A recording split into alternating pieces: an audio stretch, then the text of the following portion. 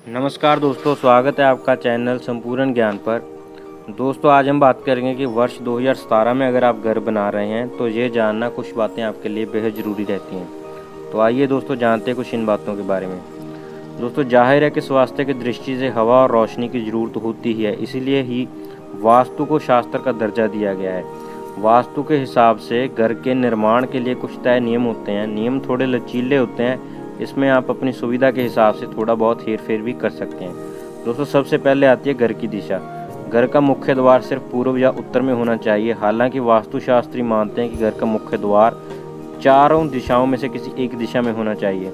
वह 4 दिशाएं होती हैं दोस्तों: ईशान, उत्तर, वायव्य और पश्चिम। लेकिन सुविधा की दृष्टि आप किन्हीं 2 दिशाओं का चयन कर सकते हैं। सबसे पहले दोस्तों आती है पूर्व या उत्तर का द्वार। पूर्व इसलिए कि पूर्व से सूर्य निकलता है और पश्चिम में अस्त होता है। उत्तर इसलिए कि उत्तरी ध्रुव से आने वाली हवाओं को अच्छा माना जाता है और घर को बनाने से पहले हवा, प्रकाश और ध्वनि के आने के रास्तों पर ध्यान देना बहुत जरूरी है। उसके बाद दोस्तों एक फैक्टर आता है हमारे पास ज़मीन की ढाल। सूरज हमारी ऊर्जा का प्रमुख स्रोत है, अतः हमारे वास्तु का निर्माण सूरज की परिक्रमा को ध्यान में रखकर ही किया जाए तो बेहतर रहेगा।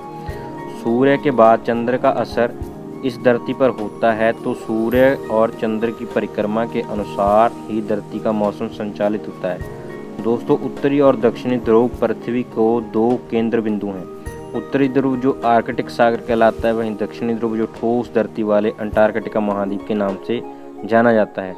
यह दूरी वर्ष प्रति वर्ष घूमते रहते हैं। दक्षिणी ध्रुव ज़्यादा ठंडा होने से वहाँ मानव बस्ती नहीं है। यही कारण है दोस्तों कि वातावरण संचालित होता रहता है। उसके बाद दोस्तों आता है दिशा और नियम। प्रत्येक दिशा नियम से बंधी है, अतः प्रत्येक दिशा में क्या होना चाहिए ये जानना बेहद जरूरी है। सबसे पहले दोस्तों आती है उत्तर दिशा। इस दिशा में घर के सबसे ज़्यादा खिड़कियां और दरवाजे होने चाहिए। उसके बाद आती है दक्षिण दिशा। दक्षिण दिशा में किसी भी प्रकार का खुलापन, शौचालय आदि नहीं होना चाहिए। उसके बाद दोस्तों आती है पूर्व दिशा। पूर्व दिशा सूर्योदय की दिशा है। इस दिशा से सकारात्मक व ऊर्जावान किरणें हमारे घर में प्रवेश करती हैं। उसके बाद दोस्तों आती है पश्चिम दिशा। आपका रसोई घर या टॉयलेट के लिए यह दिशा अच्छी मानी गई है। उसके बाद आती है हमारे पास उत्तर पूर्व दिशा। दोस्तों, इस ईशान दिशा भी कहते हैं इसे जल की दिशा कहा जाता है। इस दिशा में बोरिंग, स्विमिंग पूल, पूजा स्थल अच्छे माने जाते हैं।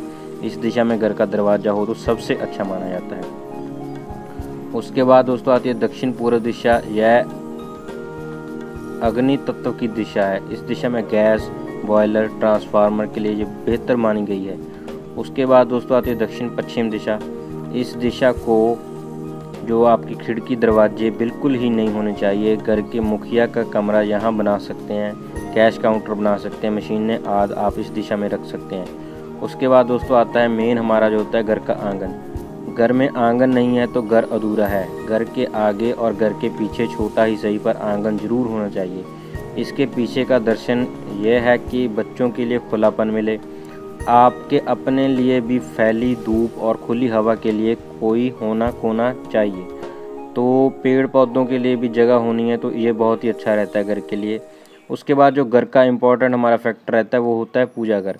घर में पूजा के कमरे का स्थान सबसे अहम माना गया है दोस्तों। इस स्थान में ही हमारे मन और मस्तिष्क में शांति मिलती है, तो ये स्थान अच्छा होना बेहद ज़रूरी है। आपकी आय काफ़ी हद तक इस बात पर निर्भर करती है कि घर में पूजा घर कहाँ पर है। घर के बाहर एक अलग स्थान देवता के लिए रखा जाता है, जिस परिवार का मंदिर कहते हैं। बदलते दौर के साथ एकल परिवार का चलन बढ़ा है, इसलिए पूजा का कमरा घर के भीतर ही बनाया जाने लगा है। तो दोस्तों, वास्तु के अनुसार भगवान के लिए उत्तर पूर्व की दिशा श्रेष्ठ रहती है। इस दिशा में पूजा घर स्थापित करें, ताकि यदि पूजा घर और दिशा में हो तो पानी पीते समय मुंह ईशान कोण पानी उत्तर पूर्व दिशा की ओर रखें।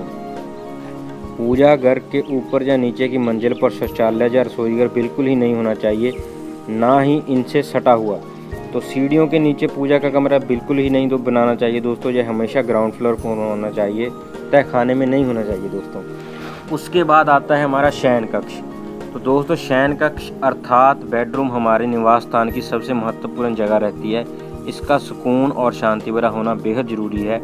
कई बार शयन कक्ष में सभी तरह की सुविधाएं होने के कारण भी चैन की नींद नहीं आती।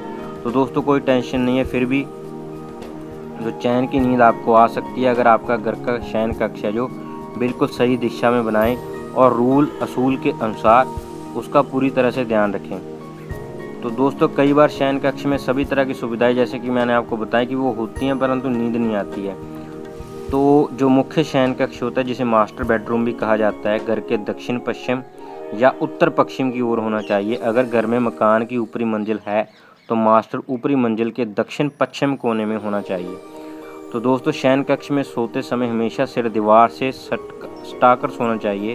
पैर दक्षिण और पूर्व दिशा में करके नहीं सोना चाहिए। ये दोस्तों ध्यान रखने की बात है कि पैर दक्षिण और पूर्व दिशा में नहीं करने हैं। उत्तर दिशा की ओर पैर करके सोने से स्वास्थ्य लाभ तथा आर्थिक लाभ की संभावना बनी रहती है। पश्चिम दिशा की ओर पैर करके सोने से शरीर की थकान निकलती है, नींद अच्छी आती है।